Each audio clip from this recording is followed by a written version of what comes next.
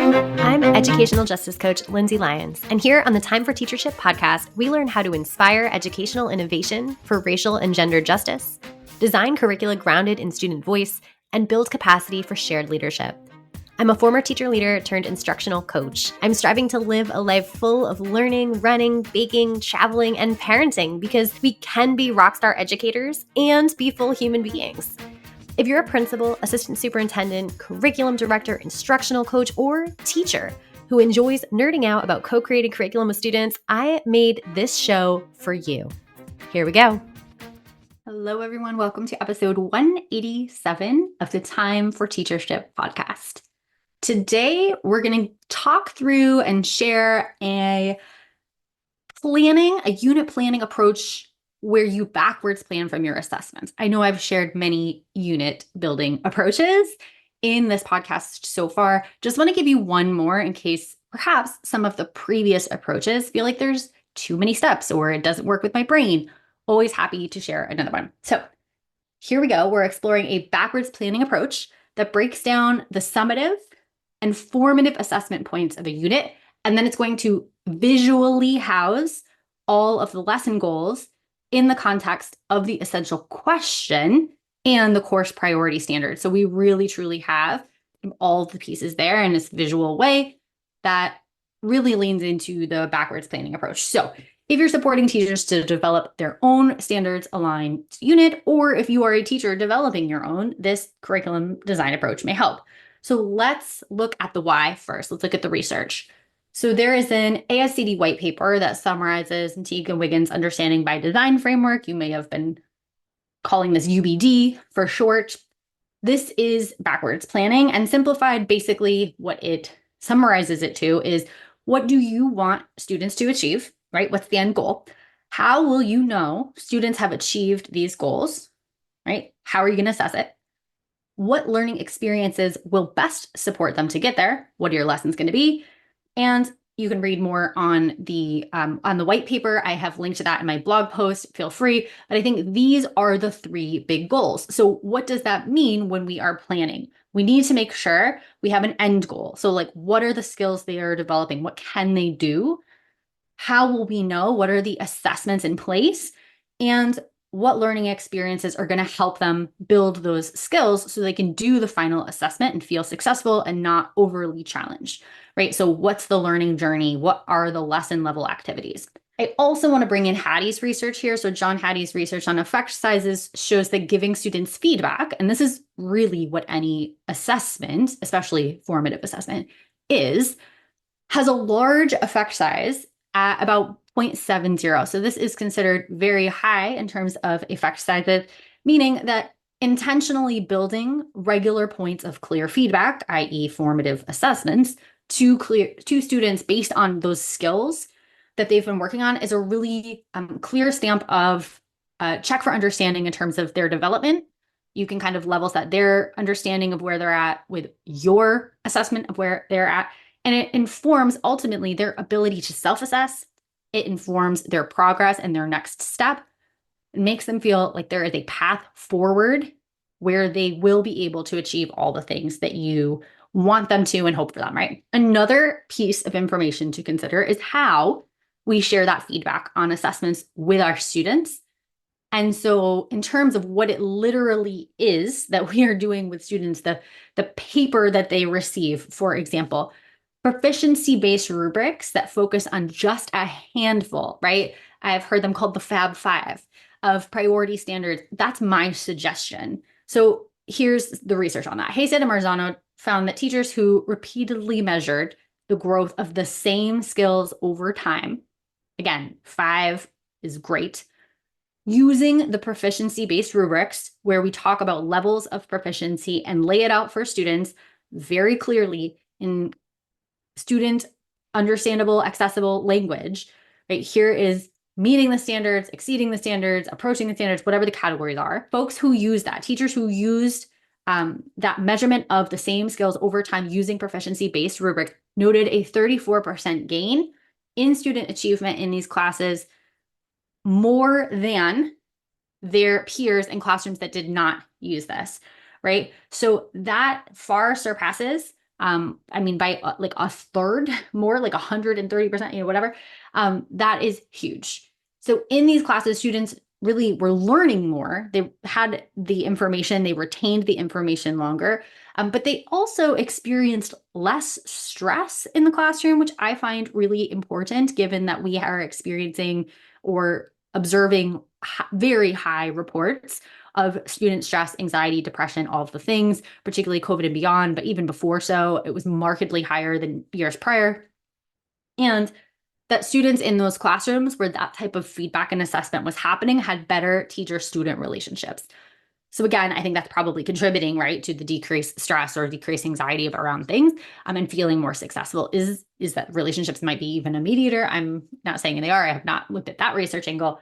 But this approach, it really is equitable in nature because one of the things that the research also found is that it decreased the inequitable, quote, achievement gaps, which were, racialized, economized, like all of the things. And so noting that this is truly an equitable move to think about assessing in this way, to think about backwards planning in this way with intentional assessment and an opportunity to share feedback with students that builds their skills, decreases their stress, increases equity in your school, and ultimately fosters really great student-teacher relationships.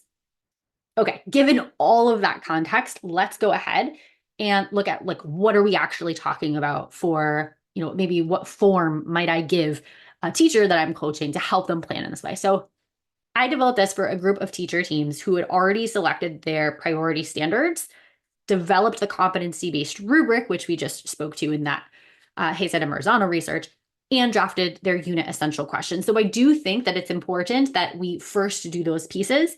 And if you're looking for information or how-tos on how to do this, check out my previous curriculum design series in the past podcast episodes of Time for Teachership. Okay, so once we have a clear understanding of what are my top 5 priority standards, build out that competency or proficiency-based rubric. What are the different levels of proficiency? What does that look like for each standard? I have kind of a one-pager that I can use for any assessment for the whole year.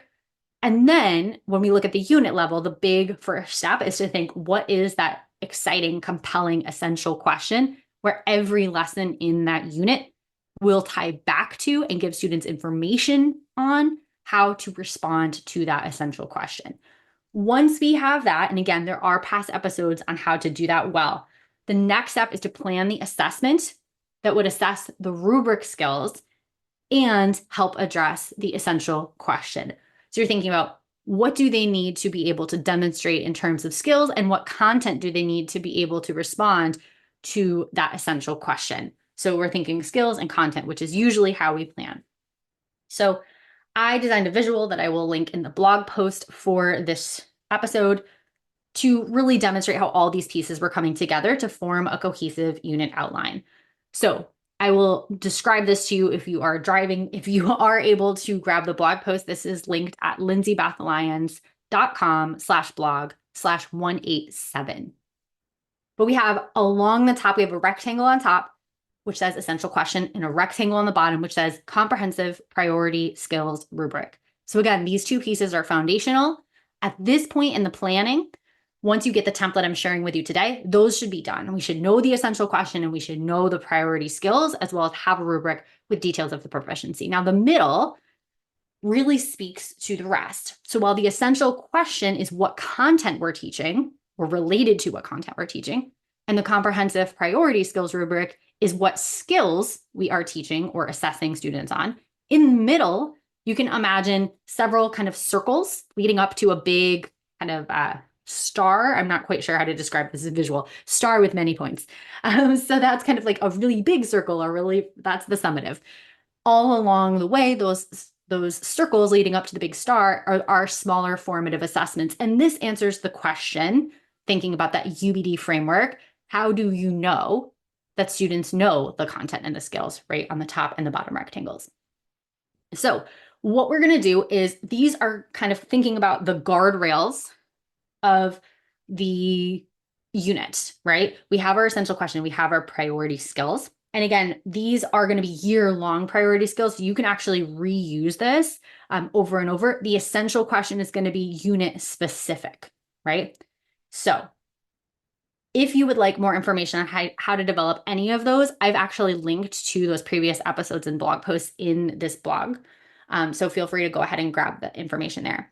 Now, the next step, after we've figured out the guardrails, the EQ, the priority standards, we need to figure out what is that final summative assessment. So what I would first do is make sure whatever ideas you have, whether you're kind of doing a brainstorm dump, talking with a group, looking at what maybe other folks do, however you're getting that inspiration, your mental checklist here should be that you can use that full rubric of all or nearly all priority standards for the course for the year to be able to assess students' work.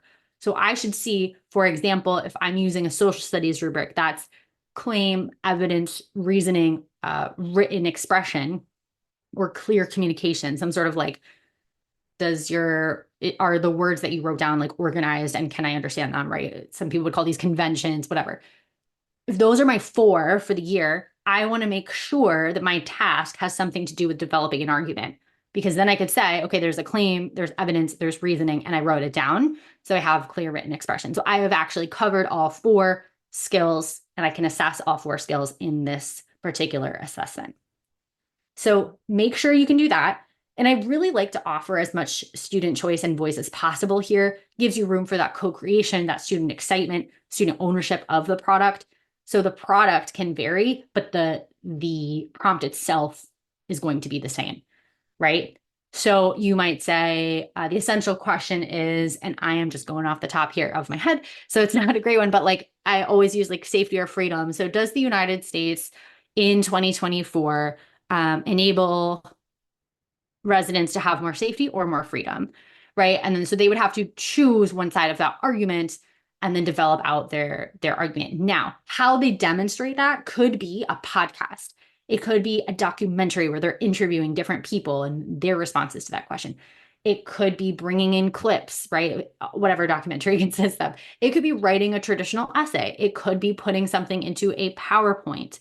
It could be a visual art collage or series where they explain in the captions like exactly what their argument is.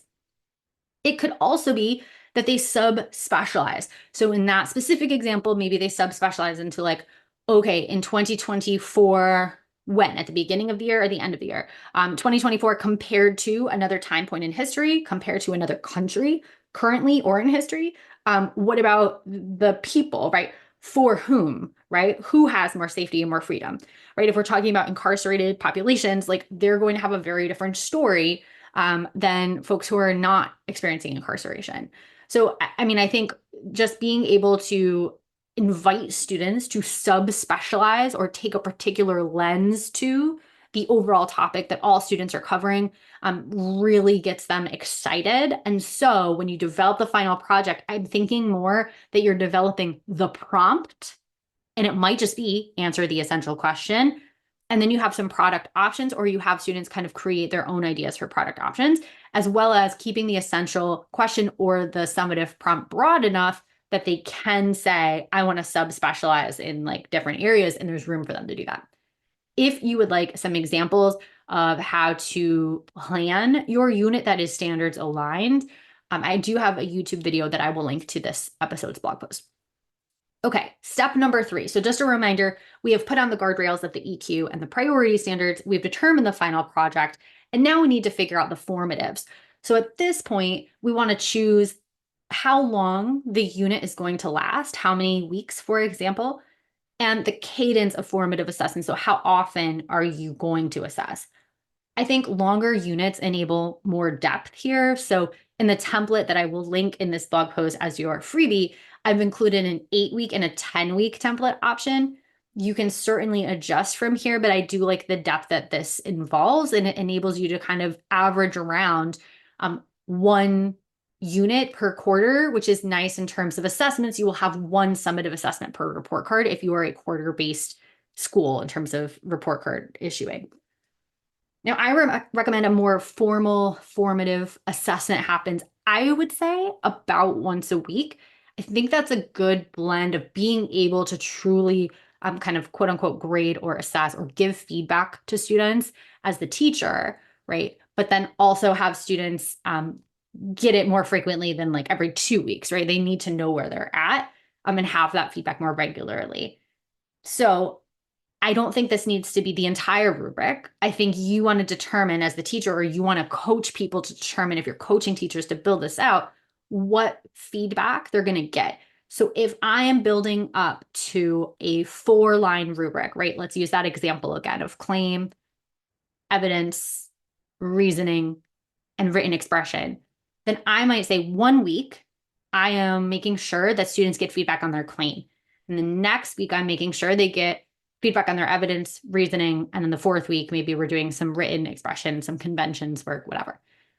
So that might be a cadence that you use. You can certainly assess and give feedback more often, but I think this is kind of the target, knowing that teachers are very busy and have to grade a lot of things. So weekly activities are great. I like building it into my schedule as well in terms of the student lens of when students get to actually engage with that feedback, perhaps take action based on that feedback within the class, and not making it something they have to take it home to do or leave it up to them to decide when and where they're doing it. So I like to do something like feedback Fridays, or workshop Fridays, or I used to use Fridays, but you can use Wednesdays, you can do alliteration, whatever you think works best. But I think that weekly activities that are embedded, you're not teaching a new lesson, but we're really giving students the skill building opportunity to review their feedback and take action based on it, perhaps conference with the teacher. That could be a nice use of that weekly cadence. And it sets that standard expectation for our students. So they know that space to talk with a teacher or to get feedback specifically on their work is happening. All right, step 4. We've kind of figured out the outline of the formatives, but we want to fill it in. So what should students be able to do at the end of each week? So again, thinking about that skill, thinking about the content they should know each week, building up to that final summative. And you also want to know what format each assessment will take. So each assessment should be able to be assessed using, as I said, 1 line of that course-long priority standards rubric.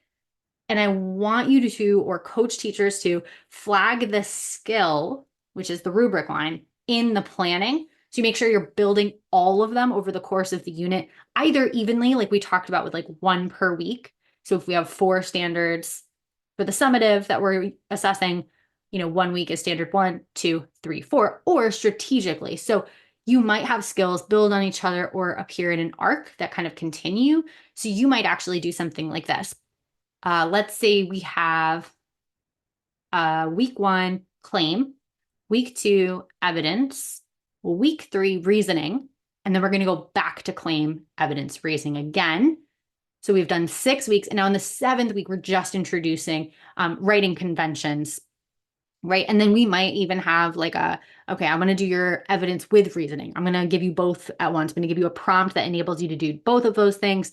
And I'm going to see how your evidence and your analysis are connected, because they are very interconnected as standards, right? And so you can kind of like play with it and build students up, right? Alternatively, you could say, okay, claim, write a claim.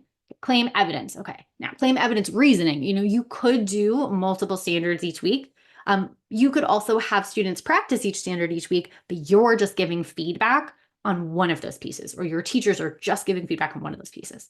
So just kind of saying that there's many ways to do this, but we want to be intentional that we do cover all of the standards we're eventually assessing, and we do give students at least 1 time point during the unit where we're giving them feedback on it and letting them do something with that feedback to grow that skill. Okay, number 5, this is where you fill in the lessons. So you're going to determine at this point what you will teach each day to build students' content knowledge and skills over the unit. So this is where teachers are really planning out the preparation students will have coming into the assessment.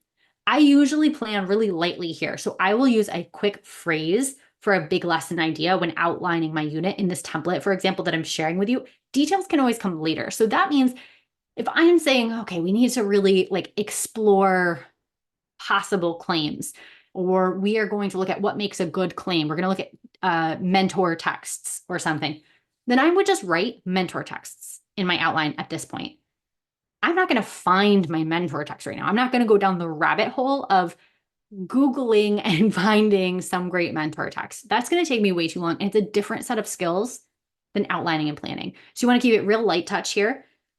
key phrases, key ideas. We will go back and fill in the details later. That's a completely different mindset that you want to be in.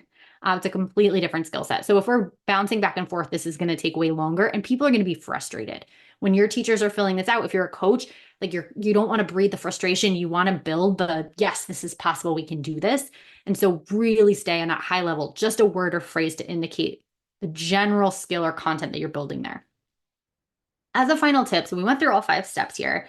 There is no one right way to plan. There are so many options for you.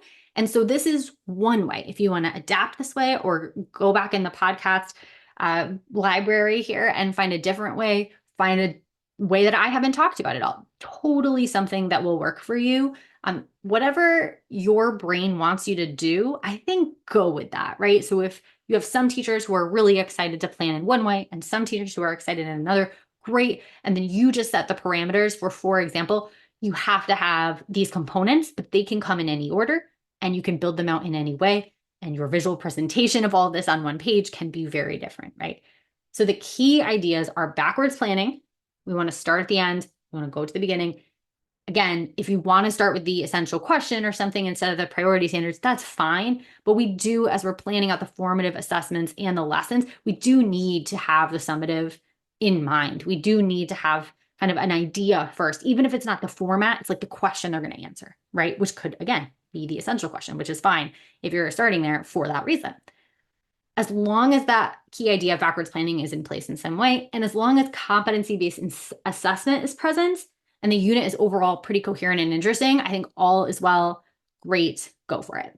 So we've talked through a lot of our steps. If you would like to actually get the template that I was kind of talking through that you may use, you can grab it for free at the blog post for this episode. It's called an assessment-driven unit outline, and it is located at lindsaybethlyons.com/blog/187. Until next time, everybody. If you like this episode, I bet you'll be just as jazzed as I am about my coaching program for increasing student-led discussions in your school. Shane Safir and Jamila Dugan talk about a pedagogy of student voice in their book, Street Data. They say students should be talking for 75% of class time. Do students in your school talk for 75% of each class period? I would love for you to walk into any classroom in your community and see this in action. If you're smiling to yourself as you listen right now, grab 20 minutes on my calendar to brainstorm how I can help you make this big dream a reality. I'll help you build a comprehensive plan from full-day trainings and discussion protocols like Circle and Socratic Seminar to follow-up classroom visits where I can plan, witness, and debrief discussion-based lessons with your teachers. Sign up for a nerdy, no strings attached brainstorm call at lindsaybethlyons.com/contact. Until next time, leaders, think big, act brave, and be your best self. This podcast is a proud member of the Teach Better Podcast Network. Better today, better tomorrow, and the podcast to get you there. Explore more podcasts at teachbetter.com/podcasts, and we'll see you at the next episode.